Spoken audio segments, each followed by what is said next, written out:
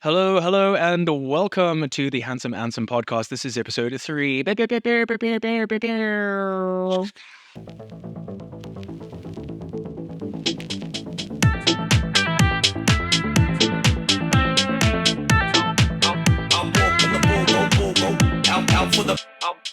You're here with Richard Gow and Waleed. is that it? Is that That's it? it. I'm like Just Jono, you're like fucking Prince. Just like that's it. the artist formerly known as Waleed. The artist, no, the filmmaker formerly known as Waleed. That's so Absolutely. funny. Anyways, hi, welcome back to the podcast. This is the podcast that we talk about marketing and sales. We talk about men's mental health and creative careers.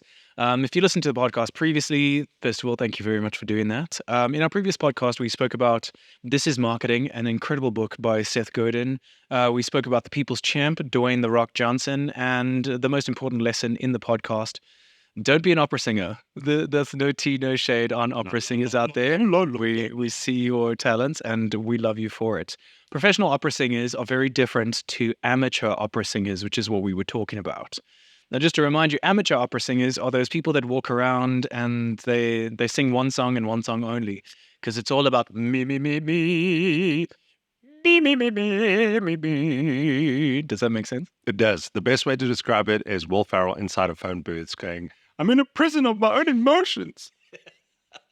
Oh, I love Will Ferrell. He makes me laugh That's it. so much. That's what we all are. We're all trapped in our own phone booths, screaming about our emotions and asking someone to give a shit. He's such an idiot. I mean, last week I spoke about, I watched Zoolander and it just popped into my head again.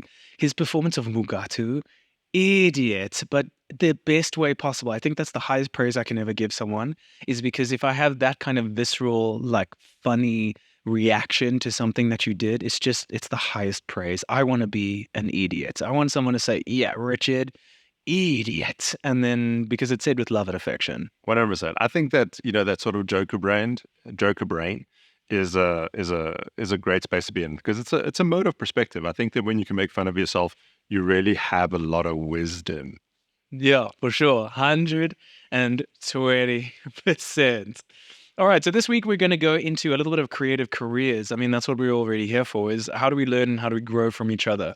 Because I think that's one of the most beautiful things that we can do is Jimmy the Beast Nevis. That's not his actual surname. Jimmy Nevis is a South African singer. But the Beast, what's his name? Jimmy? You have boggled my brain there. We jumped all over the place. You were like Jimmy the Beast. Yeah, For some reason, Mr. like Beast, man. Death to Smoochie popped up to my brain. No, guys. Then you made me jump to Jimmy Nevis, and then Jimmy Nevis was playing in my head. Maybe we should advertise this podcast as the ADHD for Men podcast.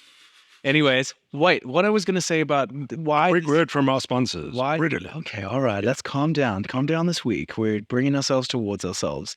Why I brought up Mr. Beast is because he famously went on record saying that him and his 4 or his 5 friends would actively go out and in search of learning one thing in any given week. And at the end of the week, they would all come back and they would teach each other the one thing that they learned. So they actively went out and they failed and they learned how to do it. And then they taught everyone else in the group by the end of the week. So that means everyone in the group was learning 5 times faster because everyone had their own mission for the week. And their mission was to go try, fail, and figure it out and then teach everyone else.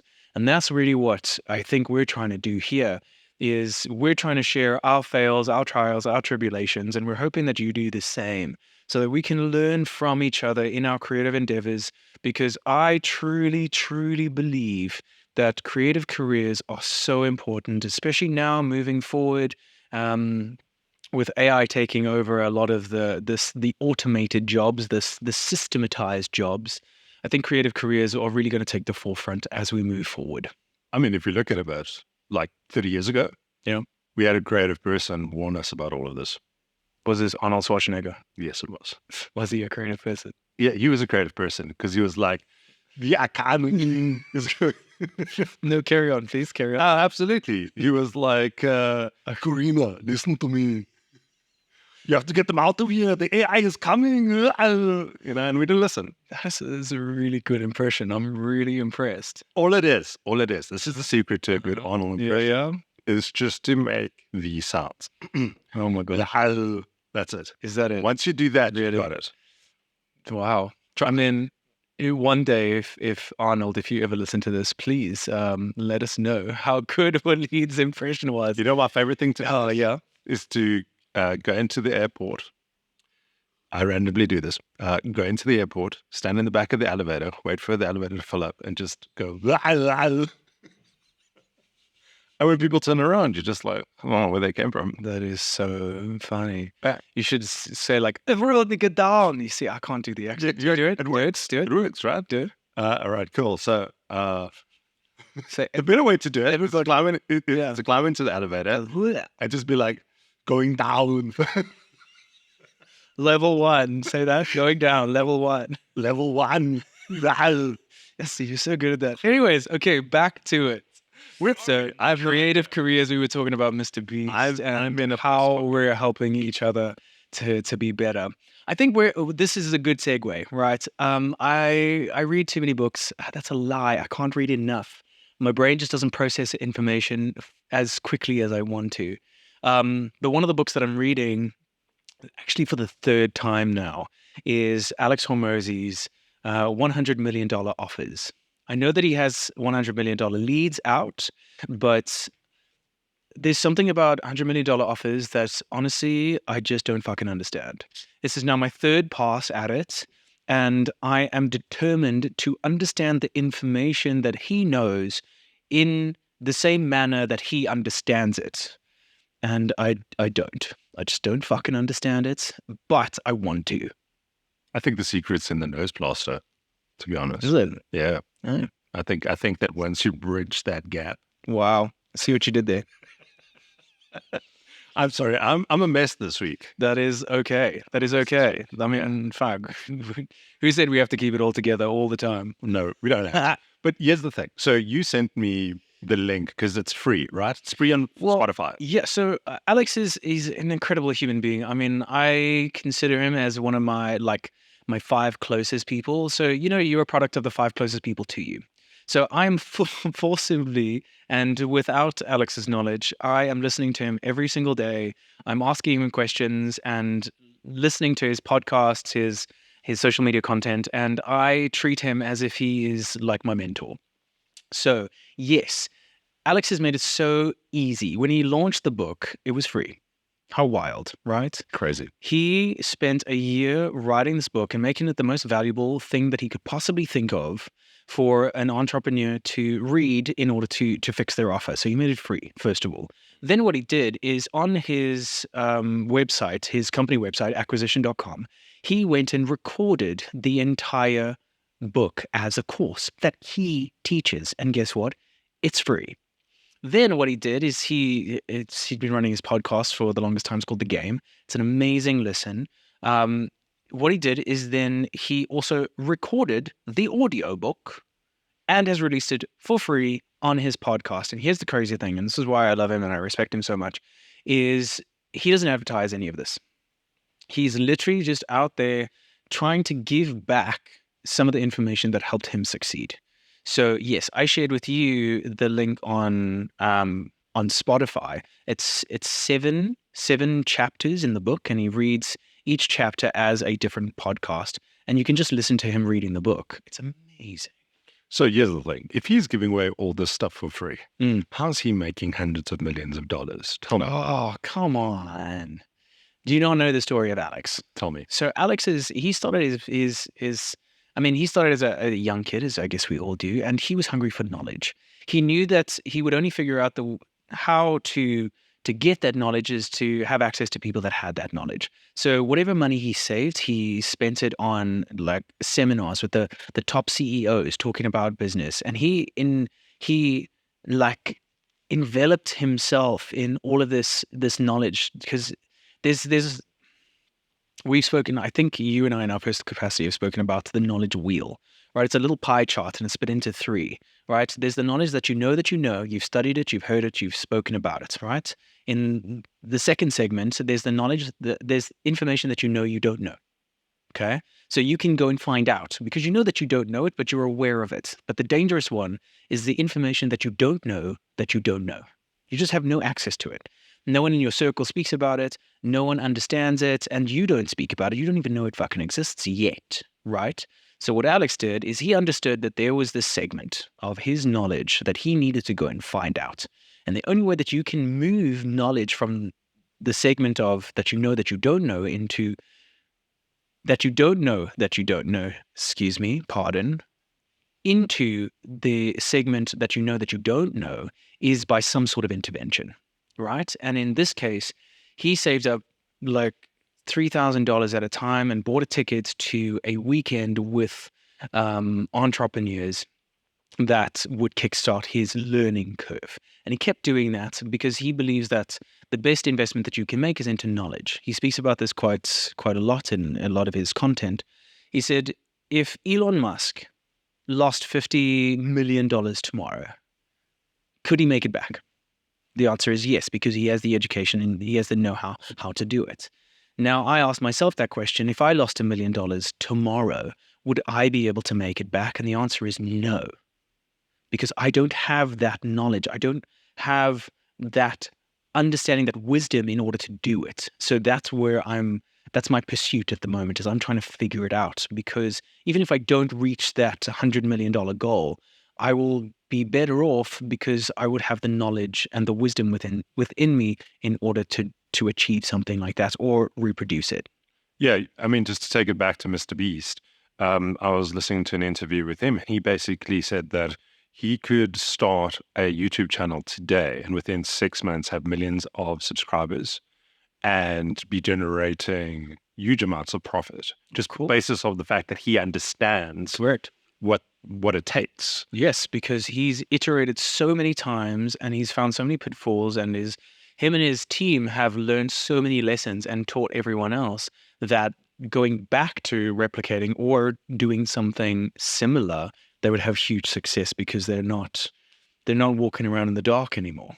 So here's the thing. I'm basically just started $100 million offers, right? Yes. That you sent through to me. And I've gotten to the point where he's starting to speak about Grand Slam offers. Now, you put it so beautifully, succinctly to me just before this podcast.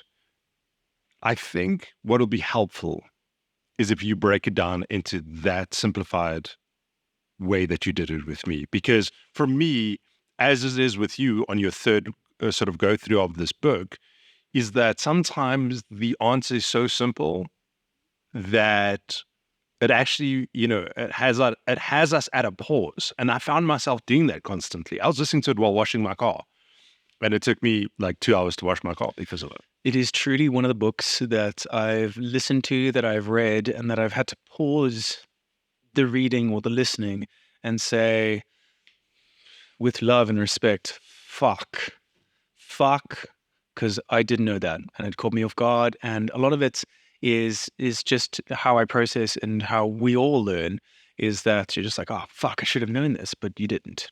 Yeah. So, okay, getting into the Grand Slam offer. So there's a couple of qualifying things that I think my understanding is good. I don't know. I trust you. Because fuck, I'm still trying to implement and I'm still trying to learn. But the whole idea is, Alex speaks about this idea of value-based selling, right? You have two types of business. You can sell commodities, right? Which commodity-based selling model is the lowest price wins, right? So if we're selling toilet paper, if all the companies are making toilet paper and they're exactly the same, the company that is going to win the market is the company that has the lowest price for that commodity. Great. So in terms of value-based selling, he says, cool. Value-based selling combines a couple of things, right? It's value proposition. It's the idea of perceived value. And it's how you get to that perceived value is through branding and all of that shit. But we'll get into that at some other point, because Alex also has an amazing explanation of what branding is and how branding more occurs than it is designed. Anyways, back to the offers. So he speaks about this idea of value-based selling. So in one of his talks that he talks about offers as well, he uses this example, and I think this is the best example that I can paraphrase to explain what a value-based proposition is, right? Value-based selling. So right now oh man, this is so weird. I've got a pen in front of me, which is, if any of you know, like Sell Me This Pen, that test for salespeople. Thank you. It's kind of funny. Yeah, what a great Very fascinating. So, anyways, so the idea is let me not use this pen. Let me use the same example that Alex used. He had his book with him on stage while he was given this example, and he's like, "Let me explain to you how to incorporate all the ideas that you will learn in $100 million offers." He says, "I have this book. I have 10 copies of my book that I've sold, and." He makes a joke before that it would be worth $100,000, but he lets it go, and he's like, "Okay, cool. I'm going to make this book $1,000. And if you think this book is worth $1,000, everyone in the auditorium who thinks so, please stand up." So he says, "Cool. Let's start the experiment. This book is a great book, and who thinks it's worth $1,000?" No one stands up. He says, "Okay. Well, let me tell you more about this book. This book is a bestseller. Does anyone think it's worth $1,000 now?" And maybe one or two people stand. And he says, "Okay, well, this book has over 800 five-star reviews on Amazon." A couple of people, more people stand. He says, "Great." He says, "Cool. This book has, we've been told by 5 of our clients that have read it, that they've raised their bottom line. They 5x their bottom line just by reading this book. Who thinks it's worth $1,000? And he keeps going in this fashion and adds more value onto this book, right? This value proposition that he's given the audience. So much so that he says, "Okay, cool. Well, this is my book, and I'm going to sign it, and I'm going to put my personal phone number in it that gives you access. And then if you buy this book for $1,000, then my team will help you raise your bottom line. I'll invite you onto my podcast." And at each iteration of this value that he's adding onto this idea of the book, more and more people in the auditorium start standing up. And then right at the end, he speaks about this idea. He says, "Oh, and this book, and now that we've provided all this value, and my team will bring you more than $100,000 worth of value to your company and all of that, and you'll get this exposure." He says, "I lied. There's not 10 books. There is only one book."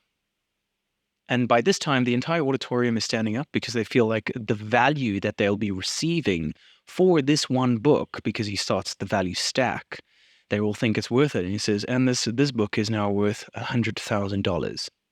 But now that you've heard all the value that he was stacking before, that it doesn't sound like a lot of money because you're getting $1 million worth of value from this $100,000 book." Yeah, that's fascinating.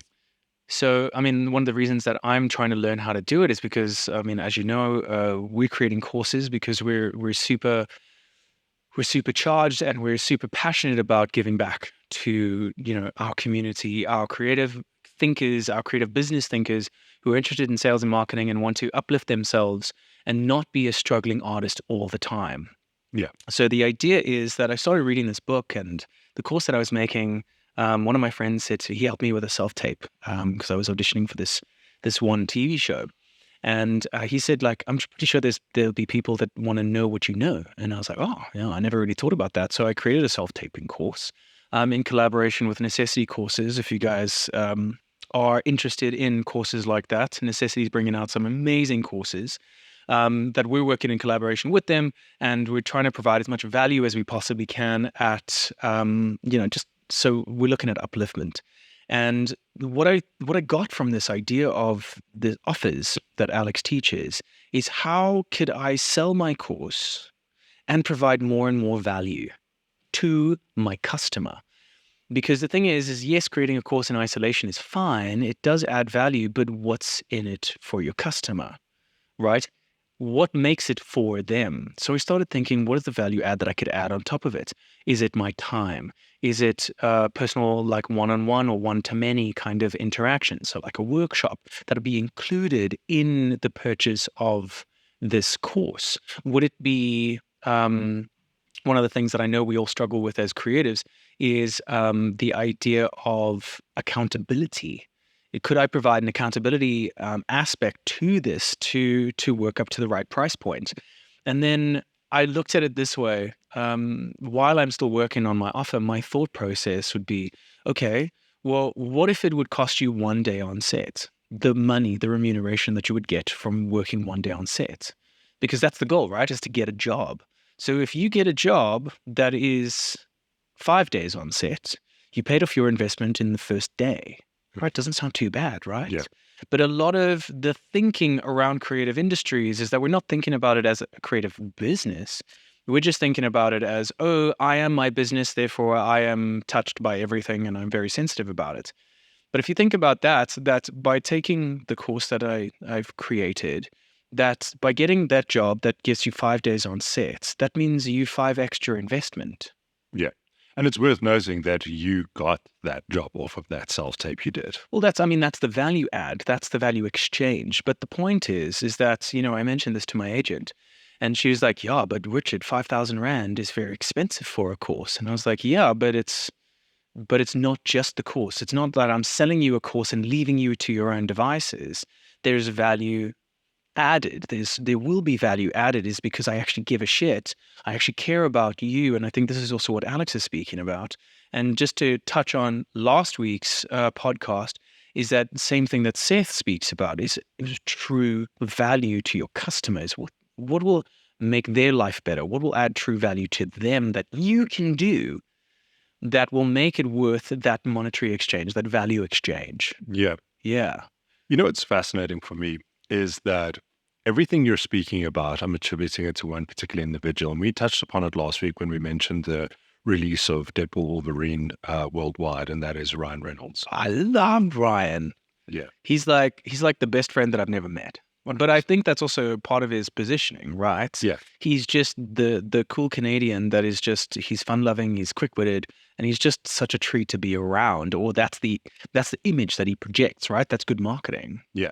And here's the thing, because if I log into my YouTube, my Twitter, my Instagram, Van City Reynolds and his YouTube channel is all over. And in addition to that, every single press appearance, every single little viral video, whether it be with GQ or interviews with puppies, is all over my feed. And I'm fascinated by that because what he's doing is that in a world where we're faced with a lot of like snake oil salesmen, really, and I mean, a lot of us are, we're selling our wares in this weird way, that I find that he has taken this sort of Alex Hormozi approach where he's gotten everybody to stand up in the room. Because last week we spoke about the film hitting like 422 or 411 million. Wow, it's way more now. In a couple of days. You're talking until like Monday, where the sort of opening weekend was that amount. I think it was like the eighth highest performing film opening weekend, and I think it broke the record for an R-rated film at the time. It did. I saw that as well. Yeah. Yeah.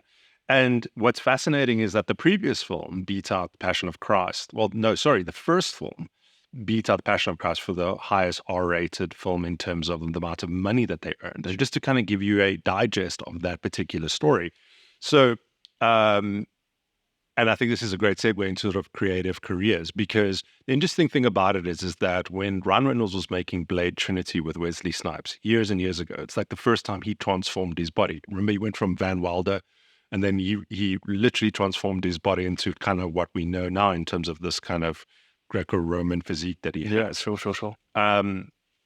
He wasn't following the script per se. He was doing a lot of impromptu ad-lib lines simply because they had problems with the script. The script really wasn't finished. There was problems in terms of with Wesley. There were problems in terms of with the director David Oskoye at the time. And they were having like a dumpster fire of a movie, right?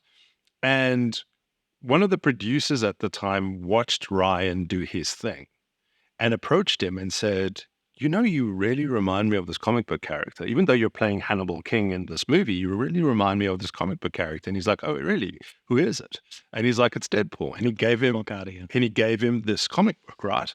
And I think it's one of the pages. I can't tell you which frame, because I know there's a lot of comic book aficionados out there that could probably point to the issue and the volume and the frame of the actual comic book. But in one of the frames, and I remember reading this because what's funny about this whole story is that I was in varsity at the time and I was just getting back into comic books. And somebody said, you should get into Deadpool because it's very much around your sort of wheelhouse, in terms of your deconstructionist approach to everything.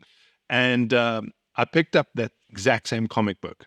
And on one of the frames, somebody asked Deadpool, what do you look like underneath that mask? And he says, I look like Ryan Reynolds meets a Sharpay. That's funny. Ryan Reynolds saw that exact same frame and went, this is destiny. I have to play this character. Fast forward 11 years later, where he's trying to develop this particular movie, and it's in developmental hell. It's going from director to director. It's, the writers are constantly having to write along with Ryan, and no one wants to pick it up.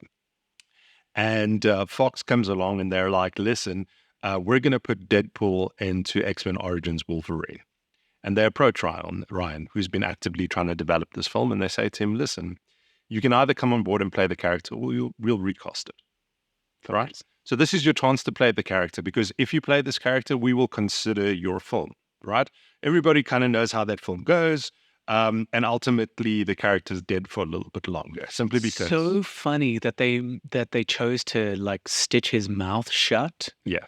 Just fuckers, man. Where he's like known as the Merc with the mouth, right? Well, no, it's just like they're trying to silence the movie, so it's so funny. Yeah. Like, anyways, synchronicities, man. But great creatives, as we were talking about, find ways to innovate where other people see obstacles. Sure, right. Sure. So it's the creative mind. As you said in our first episode, the creative mind is a bit criminal. Yeah. Which is why we have to find ways to hone it and to govern it, right? So what happens is that Ryan's really pumping his interest and his own bucks into this thing. And in order to sell it to Fox, they did like some test footage, right? Which is like all the CGI, those type of things, along with director Tim Miller.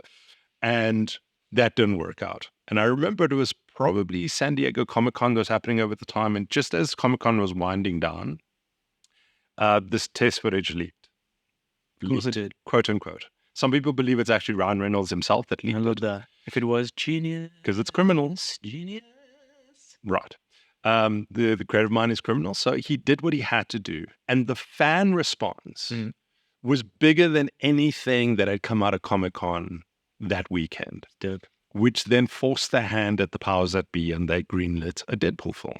But they greenlit it for something like $30 to $50 million, which sounds like a lot of money. But remember, these superhero films are made for like anything from $100 to $200 million. Yeah. Right. Just in terms of the sheer size or the people that they have to have on set.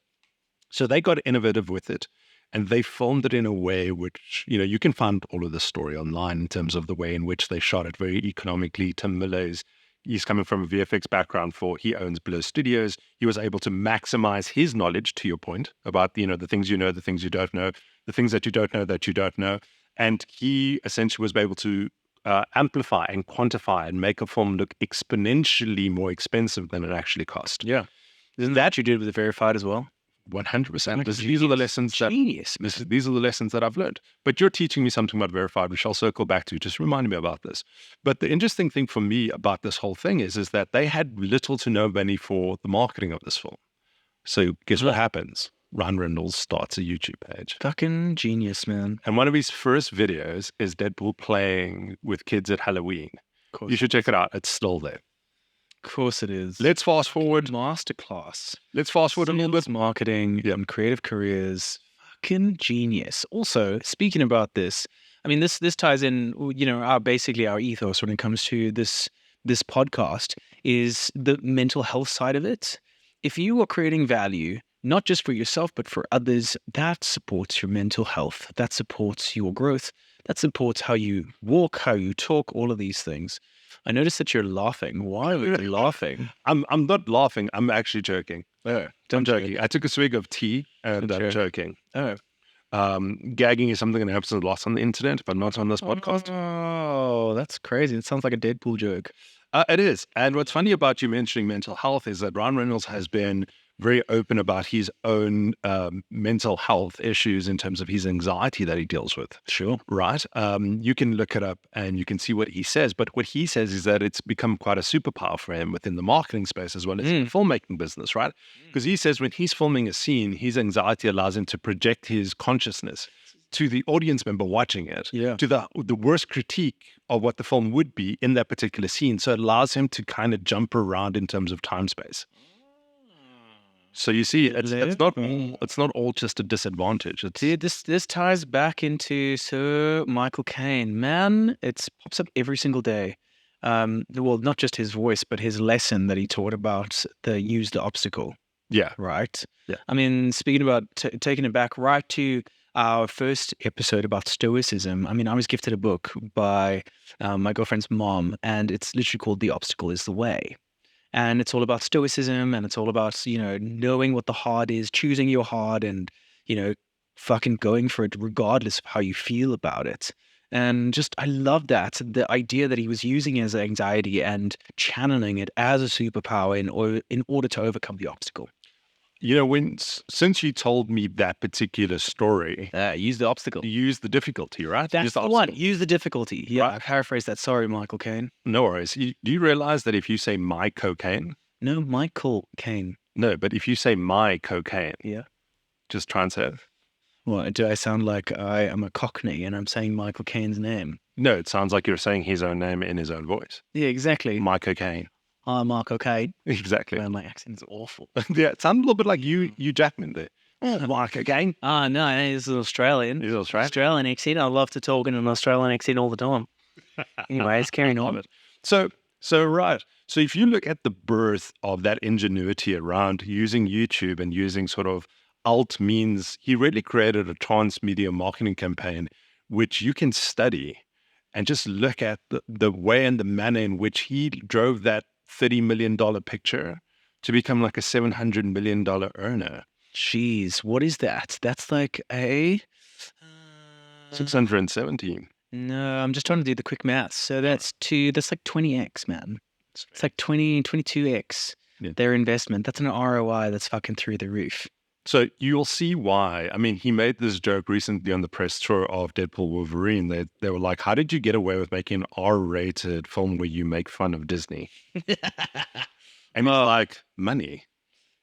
Money? Yeah, he's like, these films make money. They really do. Yeah, they really do.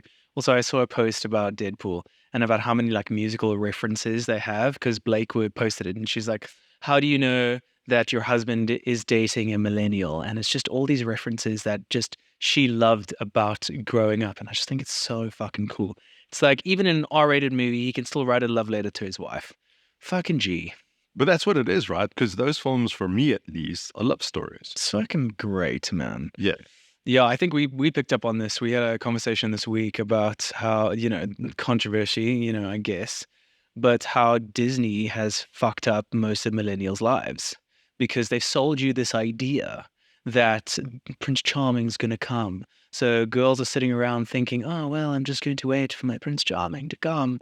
And then the rest of us, the dudes, the Prince Charmings, are out there, never really saw what Prince Charming did. We just see opulence and we just see privilege and we're just like, well, fuck, we don't know how to do any of that shit. We don't know how to become the princes and how, they were before. So thanks, Disney. Thank you. My old music teacher said it best. He said, ladies, do not watch soap operas and do not watch Disney. And fellas, don't watch pornography. Well, there you go. There's a lesson from us to you. Absolutely. Because the problem is that you're creating these archetypes of Prince Charming within, sort of the space of, the female demographic. And within the male demographic, you're looking for the noble whore, right? The one that's going to be loyal only to you, but is going to do like wondrous and magical things to you.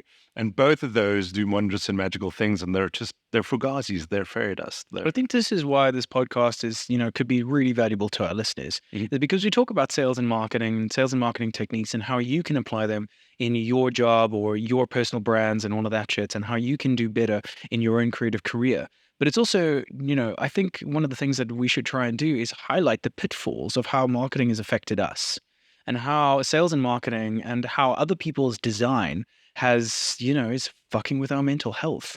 I mean, the more that we know, the more educated that we are, the more wise we can become and the stronger we can become together. You know what I just realized? Tell me. There's a Disney movie out right now where a mangled superhero is in love with an erotic dancer. That's crazy. Oh, are we talking about Deadpool? Yeah. Oh, I was about to say, wow, that doesn't sound like Inside Out 2. Could be. Also, great film. Thank you. That's a great title for it, though. What, Inside Out 2? Yeah. What? What I just mentioned. What are you talking about? Because if you go into any one of those weird platforms that has hub at the end and you put in Inside Wow. That's cool. Yeah. That's I don't great. think you'll get a children's movie. Probably not. Don't do that. This is why we make this podcast for over 18s only on YouTube. And just speaking about that, we don't advertise this podcast. We really want it to be organic. We want people to discover it. We want you to share it. We want you to take ownership of it. And if you find value in it today, we're taking a bit of a page out of Alex Hormozi's book. Is we don't want to force it down anyone's throat. So if you think and you found this valuable, please share it with someone else who might think it's valuable. All right, back to it. Ryan Reynolds, Deadpool, and his creative marketing genius. Well, I think that, you actually touched on it, because the idea there is that if you love somebody, you share something with them. You mentioned it about even the ideas of writing love letters to your wife within the medium of film, right? Like Ryan is I think doing that's with, so fucking cool, man. Like, I think like any creation that you should do is it should be a love letter in some way, shape, or form. Whether it's a love letter to your customer to say thank you so much for supporting me, whether it's a love letter to your friends, your family that says, well, thank you so much for fucking sticking by me through the tough times and the good times, or it's a love letter to your spouse. That it's like one of those intimate love letters. I mean, that fucking just makes life that much more valuable, and it makes it that much more interesting than just saying, well, as we said last week, becoming a fucking opera singer, an amateur opera singer that no one wants to listen to. yeah. I mean, if you look at those three films, right, all three Deadpool films, the first one is a romance between him and Vanessa, Yes. right? The second one is a romance about family, Yes. and the third one is a romance about friendship. Exactly. That's all it is. And those are So cool. those are stories that resonate universally. And people often wonder and try to like dissect, why did this work? And this is the thing, and it has to be a 4-quadrant film and yada yada yada. As far as marketing, it's like if you tell a resonant story, it will work. And that applies to brands, as you just said, is that everything's a love story. Right? You could love a brand like Apple. Well, I mean, like so many of the marketing experts speak about it, and they challenge you and ask you, why do you love certain brands? Why do you support certain brands? Because why do you want to associate yourself with those brands? Like, why do you want to wear a swoosh on your t-shirt? What does it mean to you? What is the relationship that they've cultivated with you that you now reciprocate by adoring them and wearing their apparel? Yeah. Like that's great. It was when you look at really great marketing, it's really great communication and it's really great relationship building. Because we've seen it in the past so many times. A scam is a scam. Do you know what I mean? I think it was also Seth that said, do you know what a scam is? Tell me. A scam is a promise unfulfilled. That's true. That's it. That's it. Right? So, I mean, if I say to you, hey, Waleed, I'm fucking really great at this, and you say, okay, well, go. Be really great at that, and then I'm not really great at that, that's a fucking scam. Yeah. Okay? When I say, well, hey, I'm at a bar, I'm trying to pick up the hot chick, and I've got loads of money, but actually I'm poor, that's a scam too.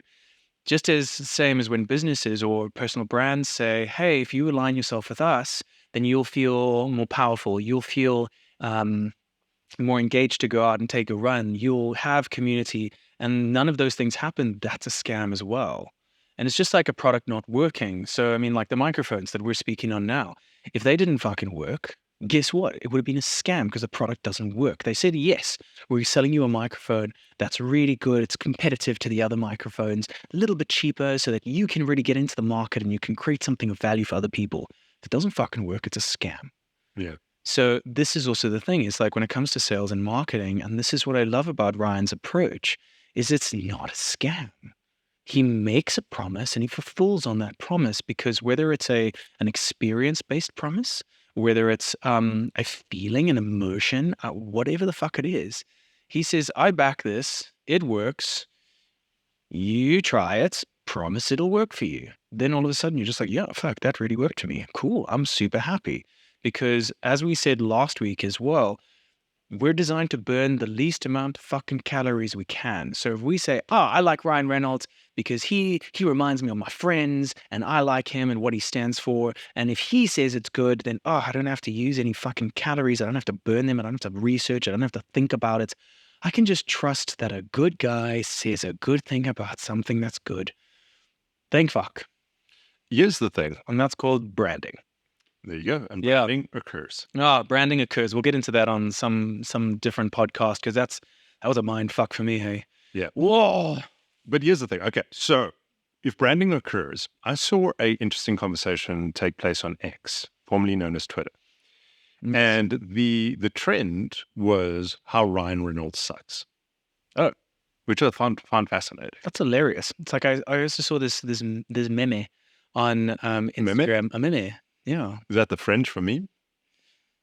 probably. Yeah, sounds like it, eh? Hello, bonjour, show me des memes. Should be the Anyways, meme? des memes. So I saw this thing. It's like it's so funny. It's like the whole thing was like the tagline was, people watching the Olympics, and like there was this Olympian that was fucking doing this crazy fucking trick and kind of like bailed out of it. And then it cuts to this like overweight person just fucking lying on the couch eating fucking chips saying, haha, you fucking suck. Yeah, Ben And Stiller from Dodgeball. yeah. He's like, yeah, right at he's like, the end. fuck you, Chuck. Right at the end, correct, right? So he's having all these opinions on people that are actually doing it, right? It's the referee that sits at home while the rugby game is being played at fucking Loftus. It's that person. And oh fuck, they listen to me, they would have fucking won the game. That's the thing, is like, most of us, it's also about burning calories, right? It takes so much fucking energy to be on the field. It takes a lot of balls, a lot of bravery, and you've got to overcome fear. That's also burning calories. It's so much easier to sit on the couch, fucking eat your Doritos and say, fuck you, Chuck Norris, because someone's actually doing something. Yeah. So let me ask you this question now, as an actor, right? Because the whole premise of the whole Ryan Reynolds sucks movement on X, Yeah.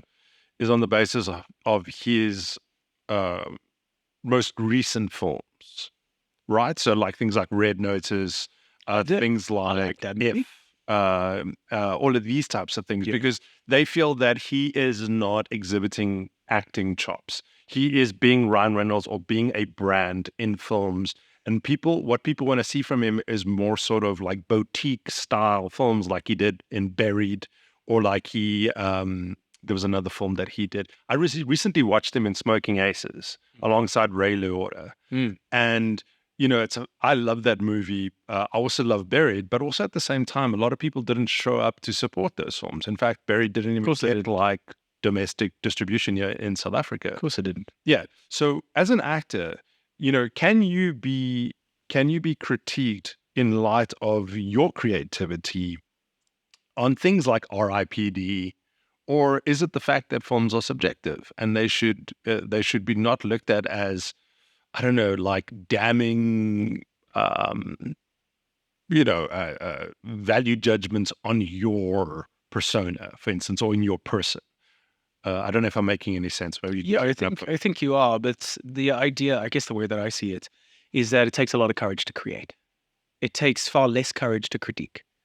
Because if you are brave enough to put something out there, and especially to put yourself out there and say, I want the world to tell me what this is, right? It takes a whole lot of bravery. Some people are going to like it, some people aren't. But that's also the beauty of life, is that everyone has their own opinions. They're all amateur opera singers and they all want to be heard. So this is also the thing, is like, who do you get to write the opera? tell me. Is it going to be the dramaturg that's written several operas, several successful operas? Or is it going to be the couch referee that you get to write your opera? It's clearly going to be the former. Well, exactly the point. So yeah, this is always tricky when you're creating something, because I mean, fuck, Vincent van Gogh spent his entire life as this fucking traumatized artist trying to create things of value, and it only became of value after he passed away, Yeah, and he never got to see it. because he never really connected with his smallest viable market that supported and loved him for what he did. He was only discovered by them after he left this plane. And that's the point about verified for me. And this is what I'm trying to learn from everything that you've said today. Mm. Is that, we made this film, and for the longest time, I've, been trying to take it to market and not figured out how to do the kind of grand slam offer of it. And I'm learning about that. And I'm looking to people like Ryan Reynolds. I'm looking to people like Alex Hormozi's. Yeah. Sorry to interject there, but look at what Ryan's done with his Grand Slam offer for Deadpool. He's traveled the entire world. He's provided so much value that a ticket for a 2-hour movie he's provided way more value for. So that's the Grand Slam offer that potentially we could learn from when it comes to the next films and all of that, is how much true value are we actually giving to the customer, to the audience member, instead of just saying, hey, I made a film and it's worth 70 Rand a ticket to go watch. People are going to be like, well, I can go spend my 70 Rand on, I don't know, popcorn or juice or food, or I can. So what makes your offer valuable to them? That is fantastic. And I think on that note, we're going to wrap up this week's episode, this week's podcast. Thank you so much for spending time with us. Like we said earlier on the podcast, if you enjoy this kind of content, please share it with people that you think would get value out of this. That's the only reason that we're really doing it, is one, so that we can learn from each other, both Walid and I, and we can learn from you. We do want to learn from you. We're trying to create a community of like-minded individuals that are concerned about sales and marketing and growing, about our own mental health so that we don't fucking fall into a depressed hole and die, and creative careers and how we can uplift each other. You know what I realized? What's that? That last week I called it the Handsome and Then Some podcast. No, it's current. Why? Because it's not and then. It's not coming. We're already creating value. And then... All right. All right. Until next time, ladies and gentlemen.